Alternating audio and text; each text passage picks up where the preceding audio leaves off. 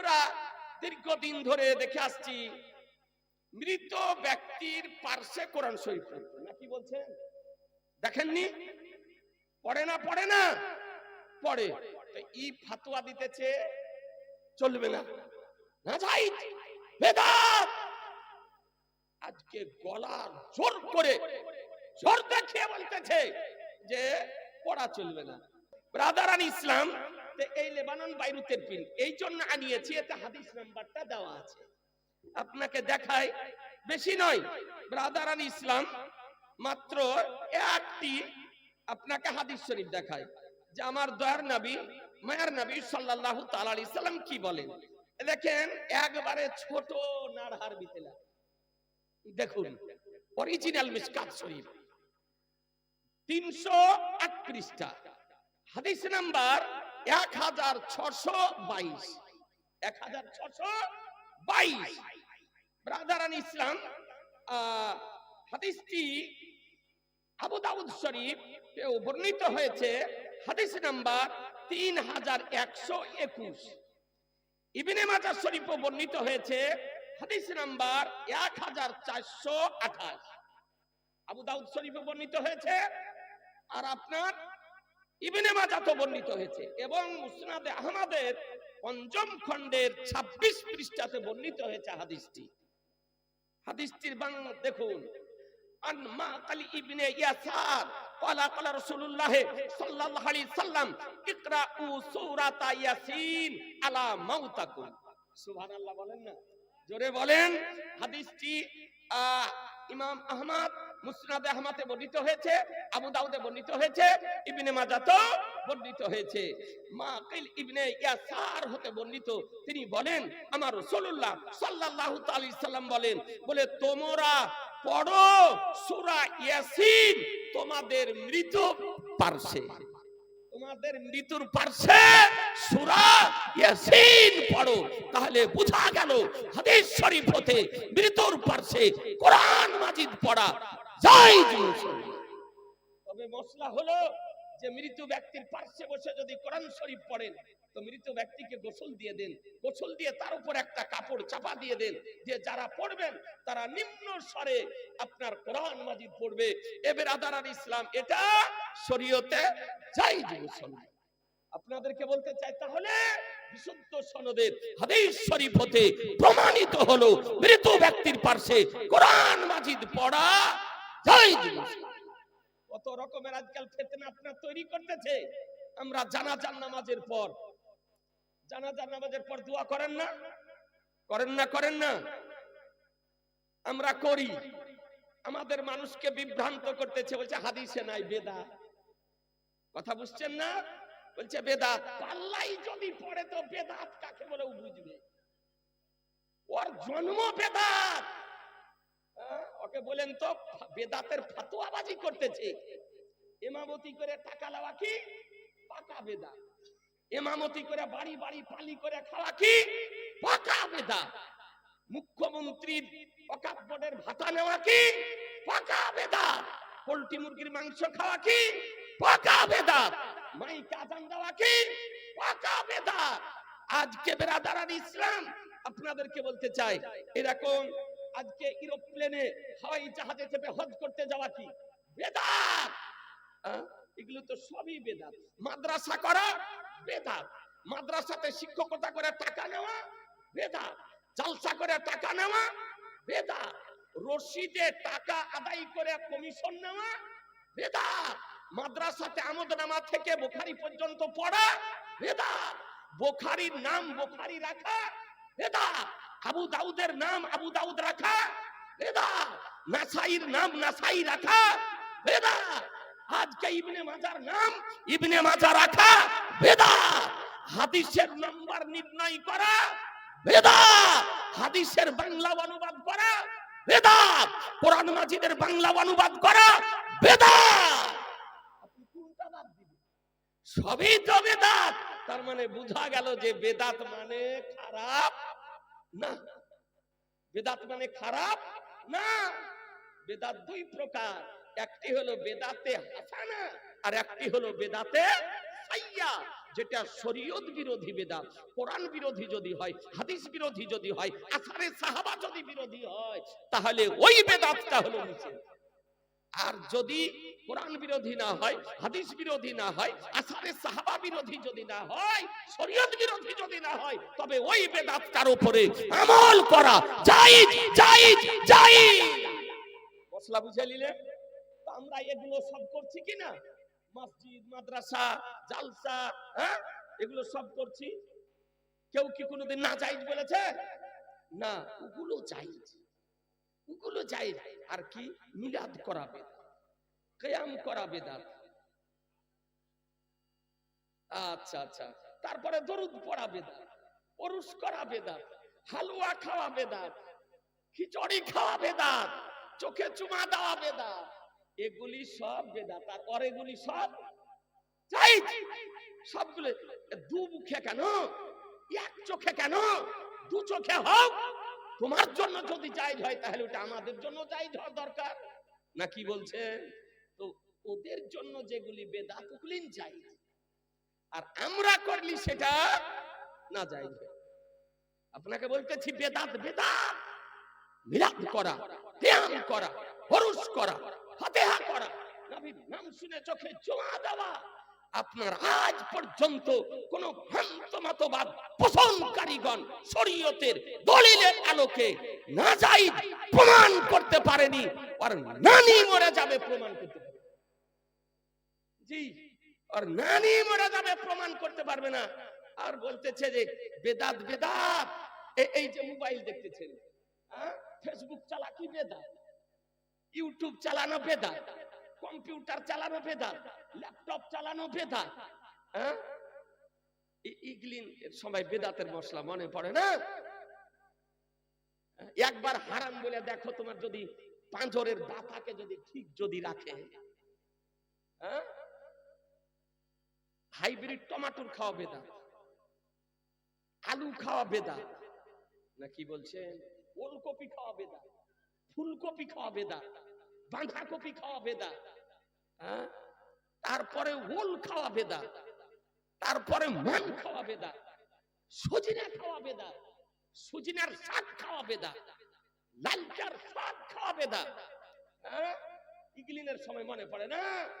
ওকে poultry রান্না করে, তো সেদিন পোল্ট্রির জন্ম হলো, পোল্ট্রি রান্না করে দেন তো টাক টাক টাক টাক টাক করে পোল্ট্রি খেলছে, এটা বেদাতের কথা মনে পড়ে না? এবার যদি বেদাত বাদ দেন তাহলে চলা যাবে?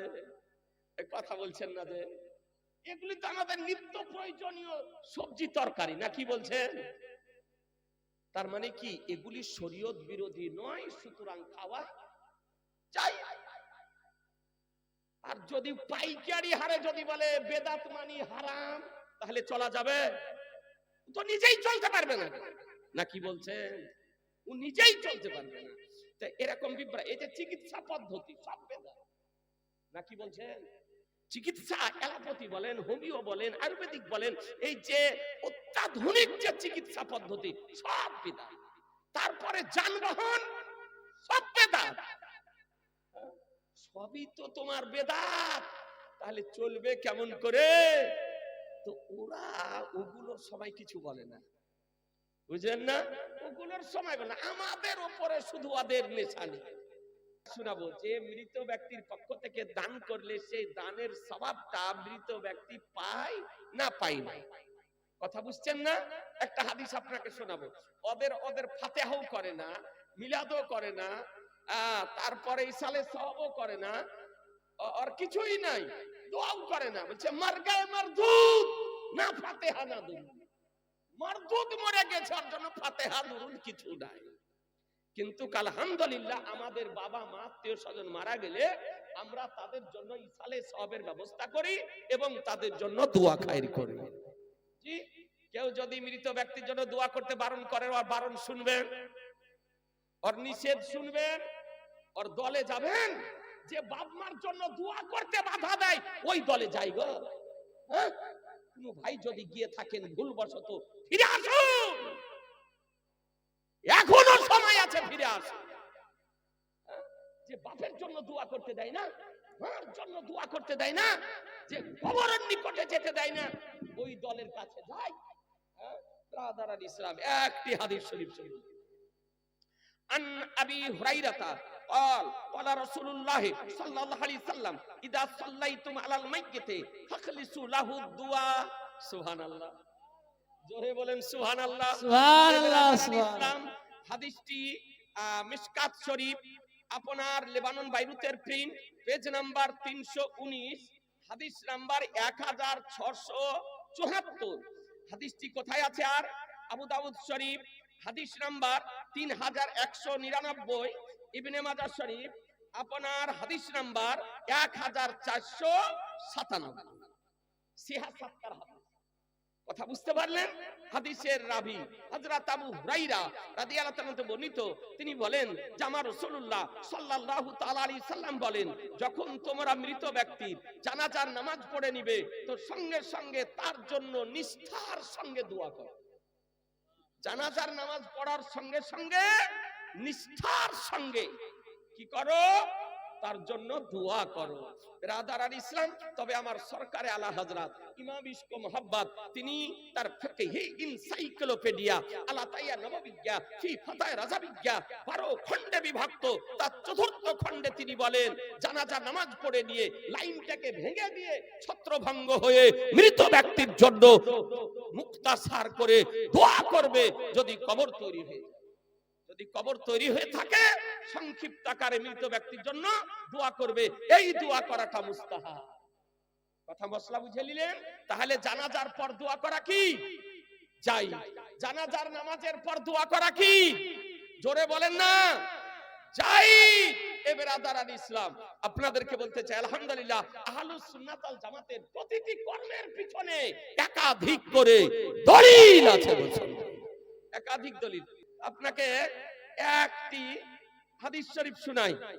ব্রাদারান ইসলাম, আমার নবিয়ে পাক সাহেবে লাউলা সাল্লাল্লাহু তাআলা আলাইহি ওয়াসাল্লাম কি বলেন? একটা হাদিস শুনেন, ভালো করে শুনেন।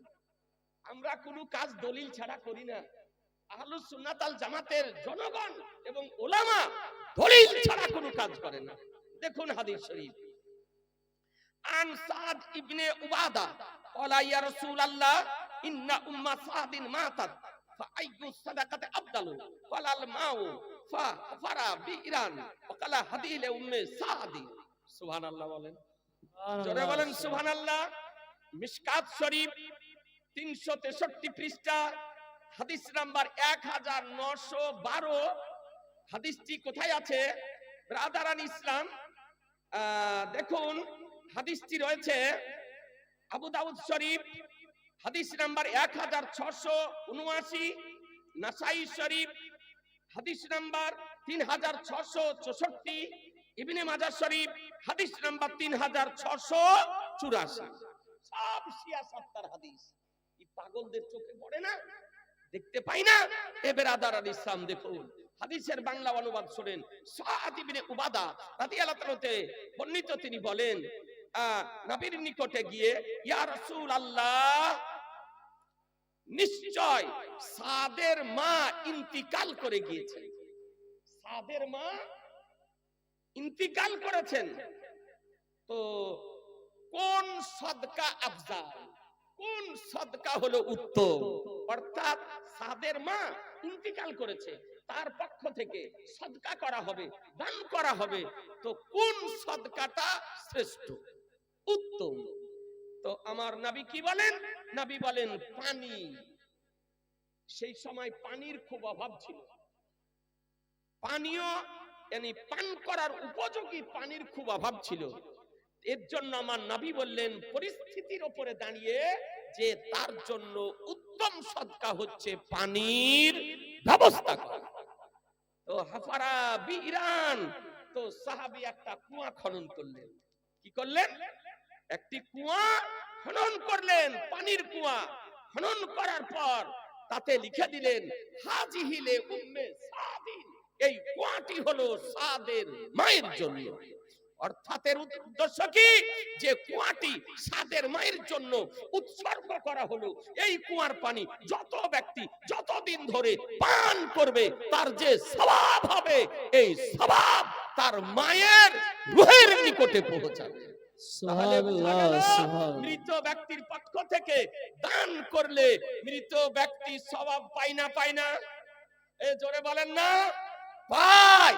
আর একটা আপনাকে হাদিস শরীফ দেখিয়ে দিই, এ ব্রাদারান ইসলাম, খুব ছোট্ট করে দেখিয়ে দিই যে আমার নবী পাক সাহেবে লাউলা কিভাবে বলেছেন।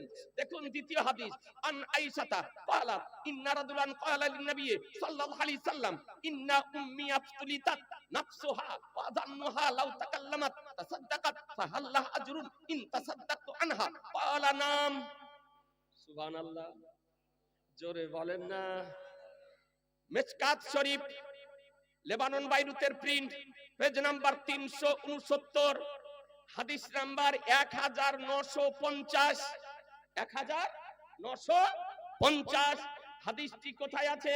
ব্রাদারান ইসলাম, বুখারী শরীফ হাদিস নাম্বার 1388, মুসলিম শরীফ হাদিস নাম্বার আপনার 1004, ইবনে মাজাহ শরীফ হাদিস নাম্বার 2717, বুখারী শরীফে আছে।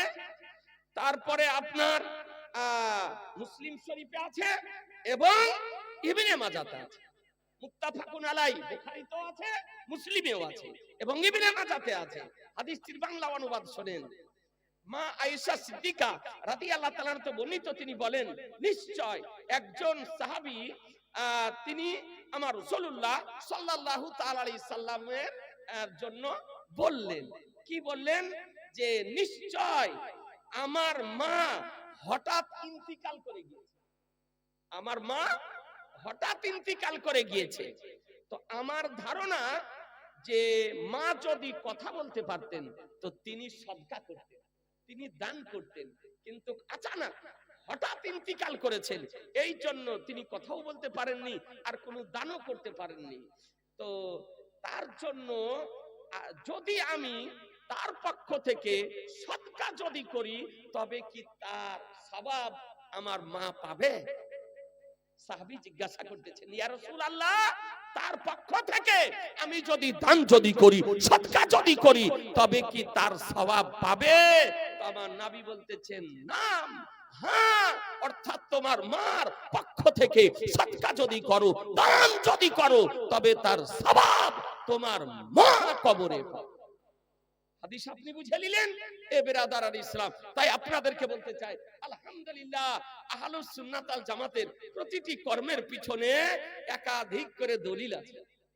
আমরা পীর ওলিয়া উলিয়া বুজুর্গানের দিনদের আপনার মাজার শরীফে ইমারত তৈরি করা হয়, তারপরে ফুল দেওয়া হয়, তো বলতেছে বেদাত, হারাম। বলছে কোনো কিতাবে নাই, বলছে কোনো কিতাবে না, কিতাব চোখেই দেখেনি, তাহলে কি করে পাবে ও মশলা? হ্যাঁ ব্রাদারান ইসলাম, তো পীর ওলিয়া উলিয়া আলেমের দিন যারা, তাদের মাজার শরীফ বাঁধানো এবং মাজারে চাদর দেওয়া এবং মাজারে ফুল দেওয়া শরীয়তে বৈধ না অবৈধ?